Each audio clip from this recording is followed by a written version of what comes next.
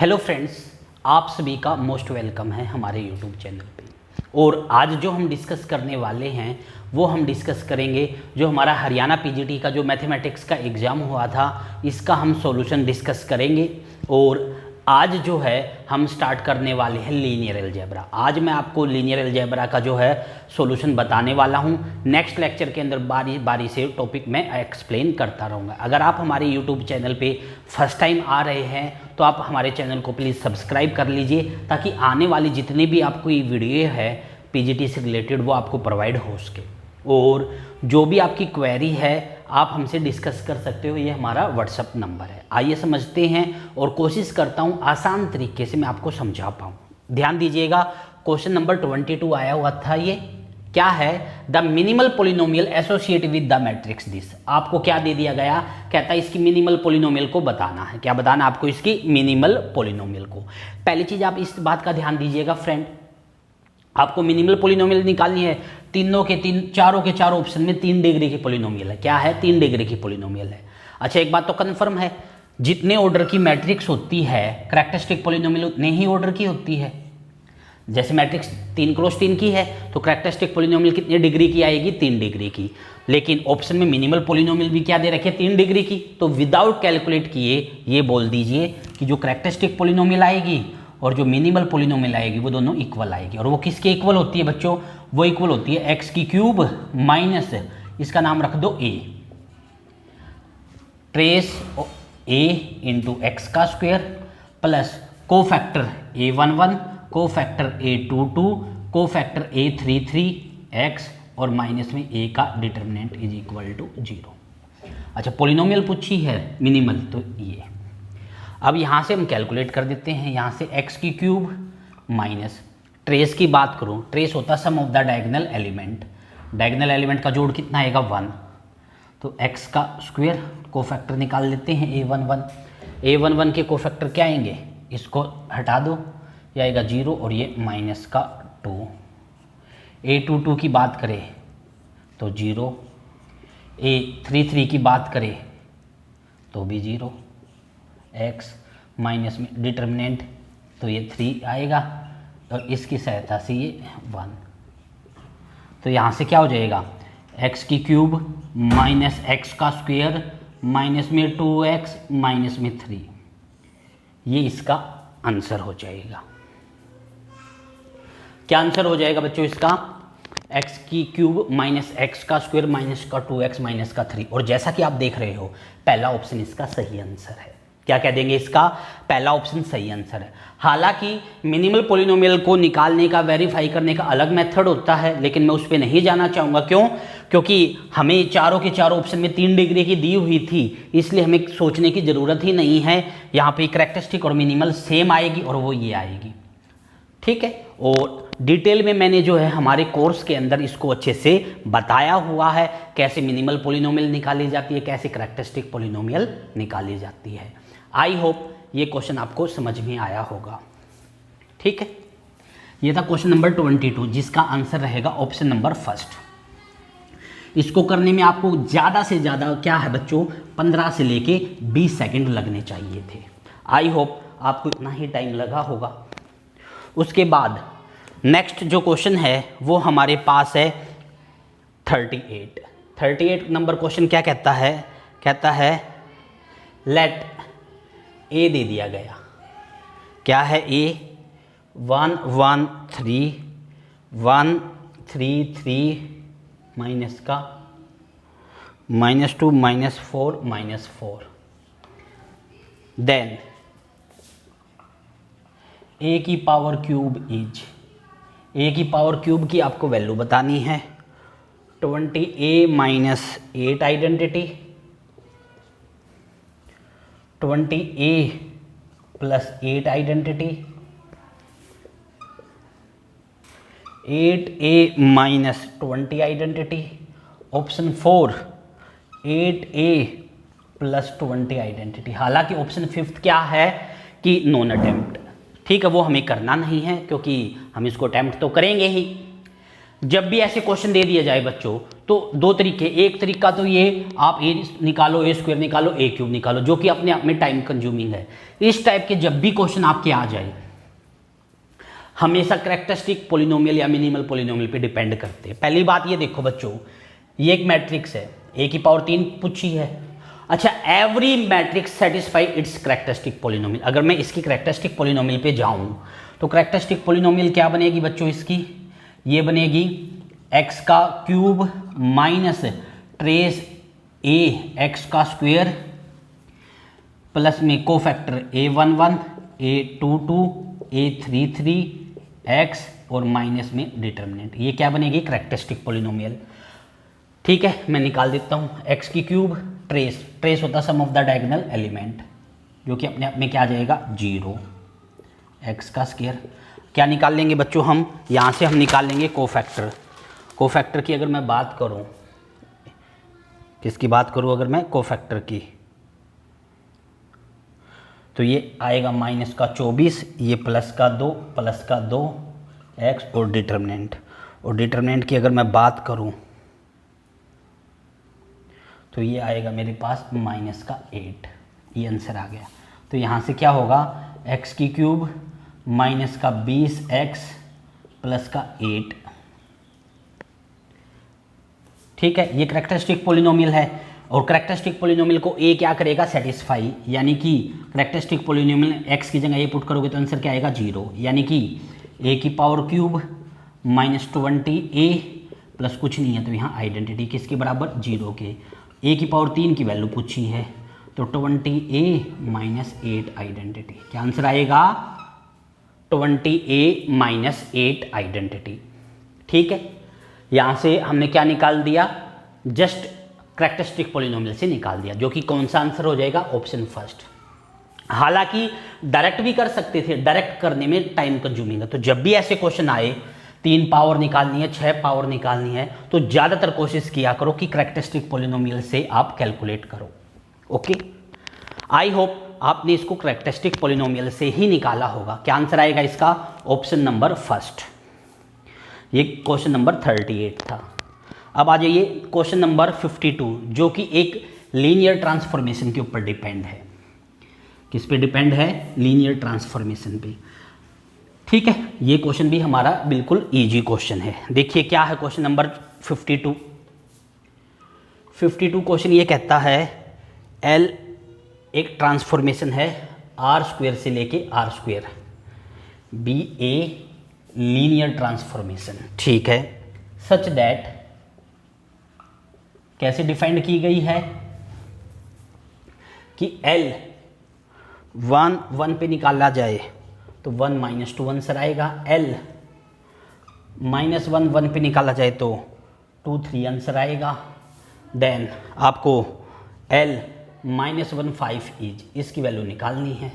Option first 2 3, option second 2 minus 4, option third 6 9, option 4 8 5। ठीक है, ये है। ध्यान दीजिएगा बच्चों, आर स्क्वायर से आर स्क्वायर पे है, यहाँ क्या है आर स्क्वायर, जो कि क्या मेंबर है 1 1, और दूसरा क्या है माइनस 1 1। यहाँ भी क्या है आर स्क्वायर, इसके 1 माइनस 2 ले लेता हूँ और ये 2 3। यहाँ क्या हो रहा है, ये इस पे मैप हुआ और ये इस पे मैप हुआ। ठीक है, ध्यान दीजिएगा, ये क्या अपने आप में एक एलटी है, सॉरी ये अपने आप में क्या है, लीनियर इंडिपेंडेंट वेक्टर है, एक दूसरे का लीनियर कॉम्बिनेशन नहीं है। और मैंने वेक्टर के अंदर सिखाया हुआ है LI या LD, लीनियर इंडिपेंडेंट या डिपेंडेंट कब होते हैं। ये LI है, आर स्क्वायर के 2 वेक्टर, तो ये क्या भी बन गया बेसिज, क्या भी है ये बेसिज, और ये बेसिज है तब ये क्या हो जाएगा x और y का क्या लिखा जाएगा, ये x y क्या लिखे जाएंगे, इनका लीनियर कॉम्बिनेशन। हम क्या करेंगे, x y को क्या लिख देंगे, अल्फा इंटू 1 1 और बीटा इंटू माइनस 1 1 माइनस। अब अल्फा बीटा की वैल्यू निकालेंगे, सोल्व करेंगे तो अल्फा हमारे पास जो आएगा बच्चों, मैंने निकाला हुआ है, मैं डायरेक्ट पुट कर देता हूँ x प्लस वाई बाई 2, और बीटा हमारे पास आएगा y माइनस एक्स बाई 2। ये वैल्यू ले जाके यहाँ पुट कर देते हैं तो एक्स वाई कितना आ जाएगा, x प्लस वाई बाई 2 1 1 और y minus x by to minus 1 1। अब क्या करेंगे, t अप्लाई करेंगे। t एक LT है तो अलग अलग हो जाएगी, t x कोमा y, यहाँ तो ये नंबर है ये बाहर आ जाएगा, x plus y by two और t 1 1, या y minus x by two और ये क्या आ जाएगा t माइनस 1 1। वैल्यू पुट कर देंगे, t 1 1 की वैल्यू क्या है, ये है, इसकी वैल्यू क्या है, ये ले जाके पुट कर देंगे। क्या हो जाएगा यहाँ से x plus y by two, t 1 1 की value 1 minus 2, y minus x by two, इसकी वैल्यू 2 3, और इसको जब हम सिंप्लीफाई करेंगे तो ये हमारे पास आ जाएगा बच्चों 3y minus x by two और minus 5x plus y by two. ये LT आ गई। क्या आ गई बच्चों, ये हमारे पास आ गई LT आ गई। अब इसने क्या पूछा हमसे, LT क्या है, T ऑफ एक्स वाई क्या आ गया, ये आ गया मेरे पास 3y minus x by two और माइनस का 5x plus y by to. अब किस पॉइंट पे वैल्यू पूछ रहा है, -1 और 5, -1 और 5, यानी x को तो -1 और y को 5, तो क्या आंसर आएगा 15 प्लस 1 बाई टू, और ये हो जाएगा 5 और ये हो जाएगा 5 बाई टू, यानी कि 16 बाई टू और 10 बाई टू, यानी कि 8 और 5। कितना आंसर आएगा, 8 और 5। 8 और 5 यानी कि ऑप्शन नंबर जो 4 है ये हमारा सही आंसर है। क्या कह देंगे, option number 4 is the right answer, यानी कि 52 का क्या आंसर आएगा, ऑप्शन नंबर 4। ये किस पे डिपेंड था, LT के ऊपर, लीनियर ट्रांसफॉर्मेशन। क्या था यहाँ, आपको ट्रांसफॉर्मेशन गिवन थी, LT निकालनी थी, ठीक है। ये सारी चीज़ें हमने सिखाई हुई है, और अगर आपने ये चीज़ें नहीं सीखी हुई है, आपको नहीं आती है, तो आप हमारे कोर्स के अंदर ये सारी चीज़ें सीख सकते हो, जहाँ हमने बिल्कुल 0 लेवल से ये सिखाया हुआ है। क्लियर, तो क्या आंसर आएगा इसका, ऑप्शन नंबर 4। ये क्या है, क्वेश्चन नंबर 52। अब आ जाइए नेक्स्ट क्वेश्चन, क्वेश्चन नंबर 53। किस पे डिपेंड है, आइगन वैल्यू आइगन वेक्टर पे। किस पे डिपेंड है बच्चों, आइगन वैल्यू आइगन वेक्टर पे, और उसको बाय ऑप्शन में आपको करवाना चाहूँगा, ताकि आपको डेफिनेशन डायरेक्ट भी आना चाहिए और ऑप्शन से भी। देखो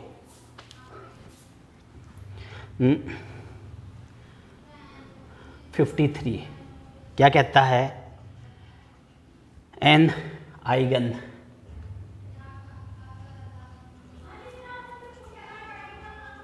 value and corresponding eigen vector of the matrix. कौन सी मैट्रिक्स, 5 4 1 2 रिस्पेक्टिवली आर, ये बताने eigen value eigen vector. Eigen value 6 vector 1 4, second 1 और 4 4, थर्ड 6 और -1 1 और 4 1 और 1 -1। अब आपको डेफिनेशन पता होनी चाहिए। अगर आपको आइगन वैल्यू आइगन वेक्टर की डेफिनेशन पता है तो डेफिनेशन से सोल्व करना ये बिल्कुल ईजी है।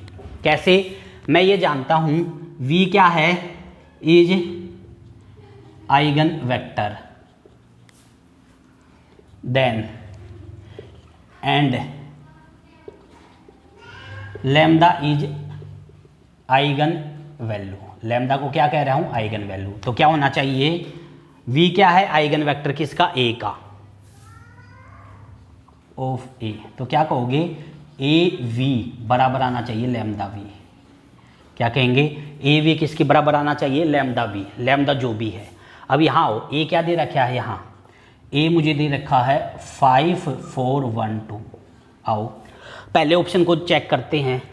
V को क्या लेना है, V को लेना है 1 4, लेके पुट करते हैं, AV निकालते हैं, और वो लैम्डा V आना चाहिए। लैम्डा कितना है यहाँ 6, तो 6 इंटू V आना चाहिए। तो लेफ्ट हैंड साइड निकालते हैं, लेफ्ट हैंड साइड क्या आएगी ए क्या है 5 4 1 2, वी क्या है, वी हमारे पास ये है 1 4, तो करो मल्टीप्लाई, तो कितना आएगा ये 5 + 16 और ये 1 + 8, तो 21 और 9 आएगा। क्या ये 6 × वी है, 6 × वी निकालो, वी क्या है 1 4, तो 6 24 क्या इक्वल आया, A v equal to lambda v आया, आपका जवाब होगा नहीं। सिमिलरली यहाँ निकालेंगे, यहाँ क्या है 4 4 लेके चलेंगे, 4 4 लेके चलो, 4 4 लेके चलेंगे तो यहाँ कितना आ जाएगा, ये आ जाएगा 20 और ये 16 36, 20 16 और यहाँ कितना आ जाएगा 12 हो जाएगा, 4 + 8 यानी कि 36 और 12, और इसकी मल्टीप्लाई करो अब v की 1 से, तो क्या यही आएगा 1 × ये करेंगे 4 4, तो ये तो क्या आएगा 4 4 आएगा। क्या ये दोनों बराबर है, नहीं है, तो सेकंड भी कट गया।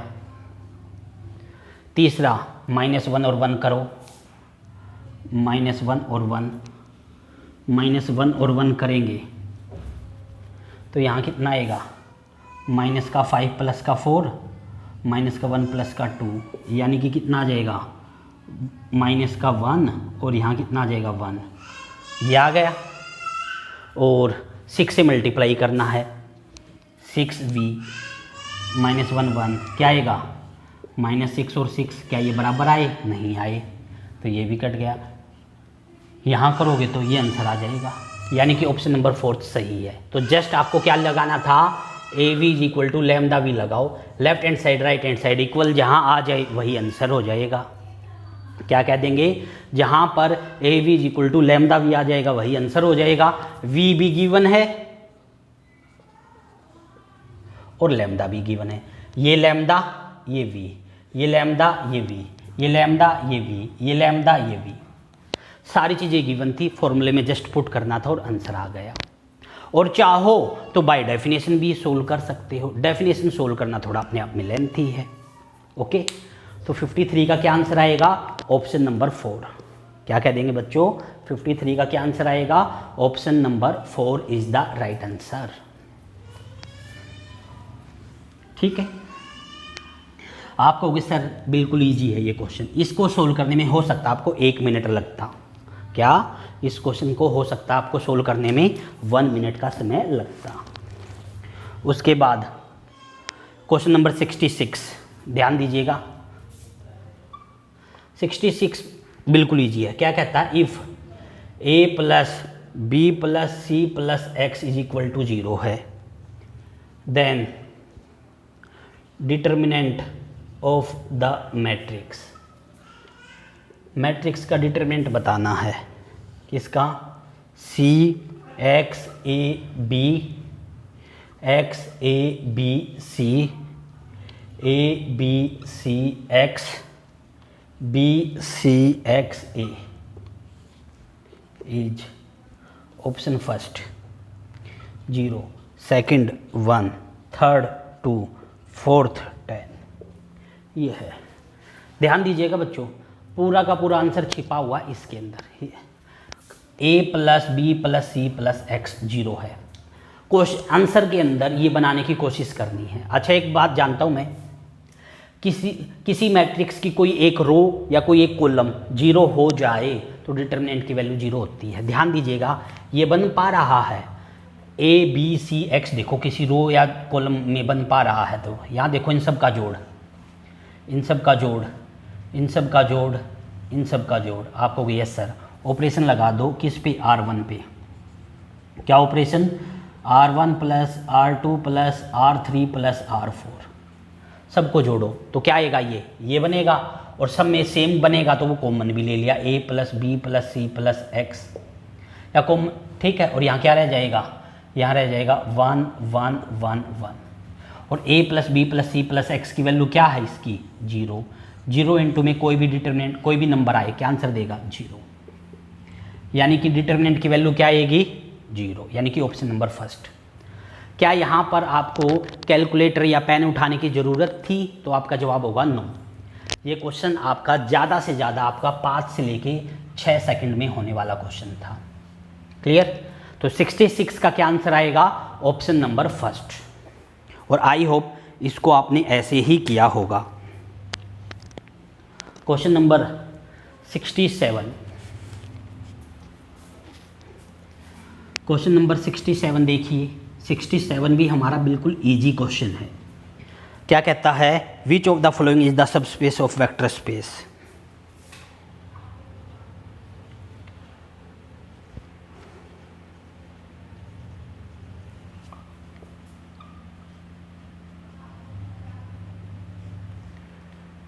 is a subspace of the vector space। पहला option x y z such that x plus y करे तो 0। दूसरा x plus y z such that x plus y is equal to 1।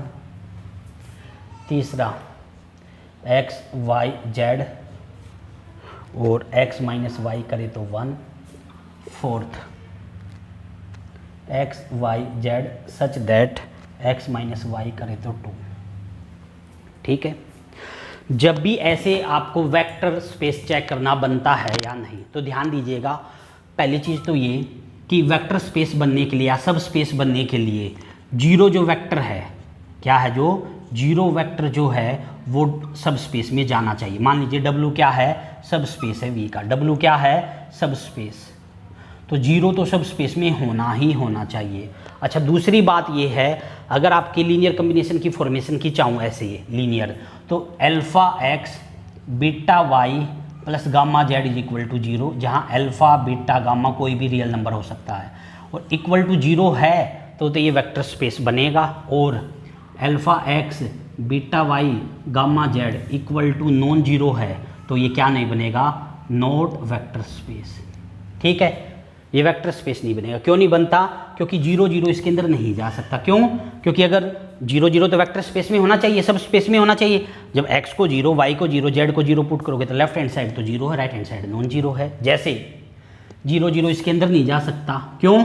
क्योंकि ये कहता है x प्लस वाई का सम 1 आना चाहिए, तो 0 0 कैसे चला जाएगा? नहीं जा सकता। सिमिलरली यहाँ भी नहीं जा सकता, सिमिलरली यहाँ भी नहीं जा सकता। ठीक? और ये इस फॉर्मेशन का है, हाँ है, तो ये आंसर है। ओके, समझ में आ गया? सेकंड, थर्ड, फोर्थ क्यों नहीं है? क्योंकि जीरो वेक्टर इसके अंदर बिलोंग नहीं करता और सब स्पेस है तो जीरो वेक्टर तो जाना ही जाना चाहिए, तो ये वेक्टर स्पेस नहीं है, तो आंसर क्या आएगा? फर्स्ट। क्लियर? ये भी हमारा जस्ट फॉर्मूले पे डिपेंड था। इसको सोल्व करने में कितना टाइम लगना चाहिए था? मुश्किल से 2 से लेके 3 सेकेंड। इसको तो देखते ही आंसर पता चलना चाहिए था। ठीक है? और आई होप आप सभी ने इसका आंसर यही किया होगा। ठीक है? अब आ जाइए नेक्स्ट क्वेश्चन पे, जो कि लास्ट क्वेश्चन है। Question number 68। और जैसा कि आप देख रहे हो 7 क्वेश्चन पूछे गए थे लीनियर अलजेब्रा में। कितने क्वेश्चन पूछे गए थे? 7 क्वेश्चन पूछे गए थे लीनियर अलजेब्रा में। और यहाँ पे आपको ज़्यादा से ज़्यादा जो है 3 से लेके 4 मिनट लगनी चाहिए थे सोल्व करने में। कितना टाइम? 3 से लेके 4 मिनट। आइए, कहता है क्वेश्चन नंबर 68 में, विच ऑफ द फ्लोइंग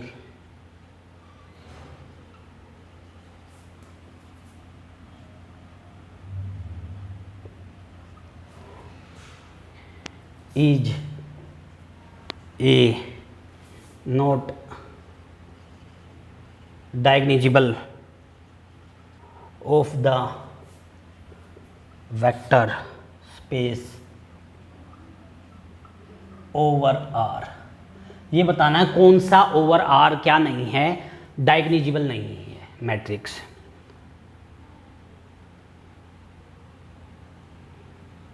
पहला 1 2 2 2 1 2 2 2 1। सेकंड 0 1 0 -1 0 0 0 0 2। थर्ड 230 -5